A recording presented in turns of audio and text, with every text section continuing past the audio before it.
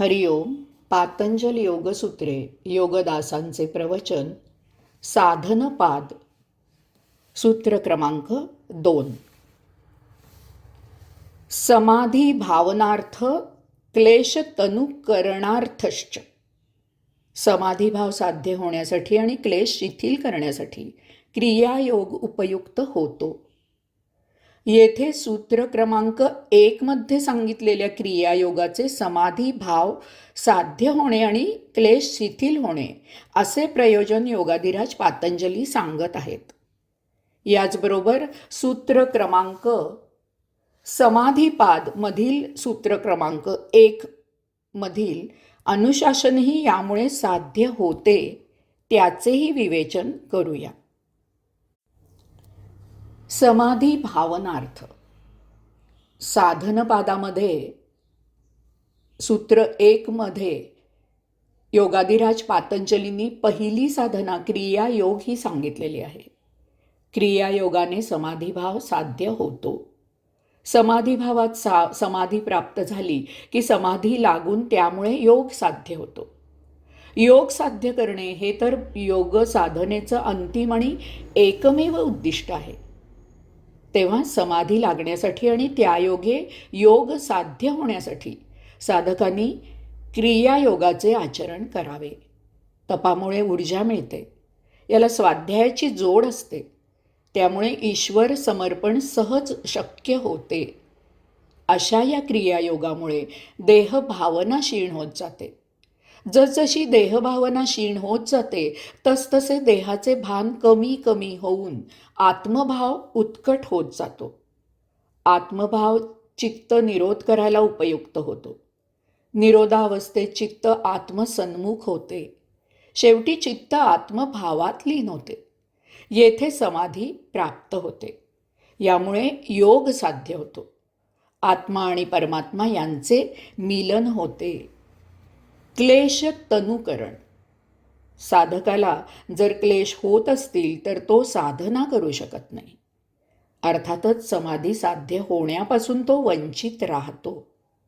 याचा अर्थ समाधी साध्य होण्यासाठी साधकाचे क्लेश शिथिल व्हायला पाहिजेत.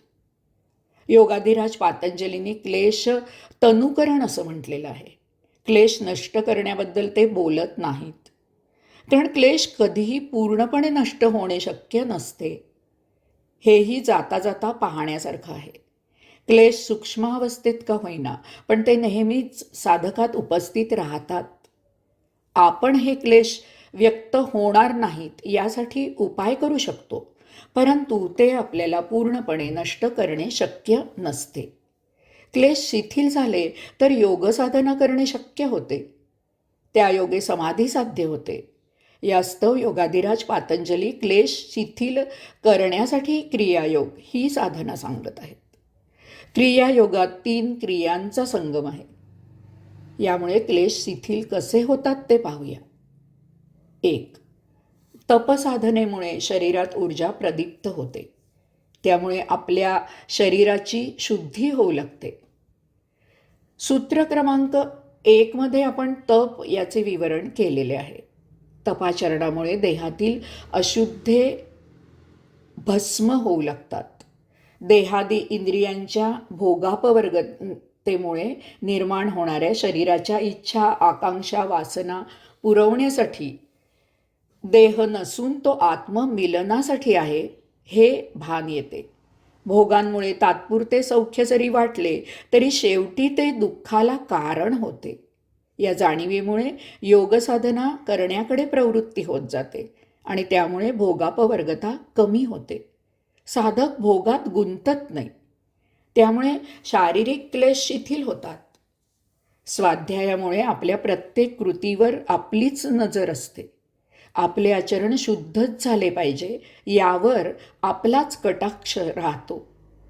त्यामुळे आपले मन आपोआप आपल्या ताब्यात राहते. मन देहादी इंद्रियांच्या भोगापवर्गतेत लक्ष न घालता आत्मकेंद्रित होते. ते आत्ममिलनासाठी साधनेवर केंद्रित होते. त्यामुळे मानसिक स्वास्थ्य लाभते. आपल्याला होत असलेले बरेचसे आजार हे मानसिक असतात. मन जर जाग्यावर असेल तर आपण प्रसन्न राहतो. प्रसन्न चित्तामुळे मानसिक क्लेश क्षीण होत जातात. 3. तपसाधनेला स्वाध्यायाची जोड आणि त्याला ईश्वर प्रणिधान ही उत्कट भावना जोडली गेली की एका परमात्म्याशिवाय आपल्याला इतर विषय राहत नाहीत. साधना सुरू करताना नवीन साधकांना नेहमी शंका येते की हे सर्व आपल्याच्याने होईल का? तसेच अशांना दुसरी शंका असते की एवढे कष्ट घेऊन हे आपल्याला साध्य होईल का? ईश्वर प्रणिधानामध्ये साधक स्वतःला योगेश्वरात संपूर्णपणे झोकून देतो. ते परिपूर्ण ईश्वर समर्पण असते. यामुळे साधकाला साधना करताना आता आपण एकटे नसून योगेश्वर आपल्याबरोबर आहे ही भावना असते. आपण साधना करण्याचे आपले काम करावे. त्याचे फळ देण्याचे काम योगेश्वराचे आहे. तसेच साधकाने साधनेचे फळ योगेश्वरालाच अर्पण केलेले असते. तेव्हा त्या योगेश्वराला फळ हवे असेल तर तो ते घेईल, तो देईल. न देईल तर ते त्यालाच मिळणार आहे. न देण्यात तोच फसेल. आपल्याला फळाशी कर्तव्य नसून साधनेशी आहे. यामुळे साधकाला साधनेचे क्लेश होत नाहीत. ही ईश्वर प्रणिधान भावना साधकाला क्लेश शिथिल करायला उपयुक्त होते. असा हा क्रियायोग क्लेश शिथिल करून समाधी साध्य करून देणारा आहे. अनुशासन. सूत्र क्रमांक 1 मध्ये आपण पाहिलं की साधक जेव्हा योग साधना करत नसतो त्यावेळीही त्याने क्रियायोगाचे आचरण करावे. याला विशेष महत्त्व आहे, कारण यामुळे सूत्र क्रमांक समाधीपाद या भागातील सूत्र क्रमांक 1 मध्ये सांगितलेले योगाचे अनुशासन पाळले जाते. साधक जेव्हा योग साधना करत नसतो तेव्हा तो भौतिक व्यवहार करायला समाजात वावरत असतो. तसेच समाजात कुटुंबात सामील होत असतो. अशा वेळी जर साधक स्वैराचारी वर्तणूक करील तर त्यानंतर जेव्हा तो योग साधना करू लागेल त्यावेळी योगयुक्त होण्यासाठी त्याला फार त्रास होईल. स्वैराचारी वागणुकीतून आध्यात्मिक बैठकीत जाण्यासाठी त्याचं चंचल मन त्याला सहकार्य देणार नाही. ते भौतिक जगतात गुरफटून राहील.